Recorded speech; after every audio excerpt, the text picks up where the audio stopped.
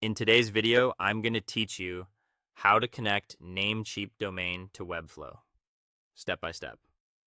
Before we start, make sure you've got a custom domain registered at your domain provider and a paid site plan in Webflow. The paid plan is important because connecting a custom domain isn't available on free sites. First, head to your Webflow dashboard. Find the project you want to publish on your custom domain and select it. From there, you'll open its settings. On this screen, look for the highlighted option that takes you into the project settings area. If you're prompted again, click Settings once more to enter the full project settings view. Different layouts can show multiple places to access settings, so don't worry if you see more than one button. Just continue until you're inside the project settings. Next, navigate to the publishing section. This is where Webflow centralizes everything related to publishing your site and connecting your domain. Once you're on the Publishing tab, you'll see the area to connect a custom domain.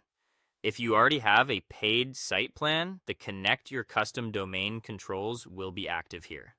If not, you'll be prompted to upgrade first. Once upgraded, come back to the same publishing area. When the custom domain section is available, this page will guide you through what you need. Webflow provides clear instructions and the exact DNS records you'll use. Typically, that includes A records for your root domain and a CNAME for the www version. The process is essentially copy and paste. You'll copy the records shown here and add them at your domain registrar. If your domain is with NameCheap, you'll paste those values into your DNS settings there.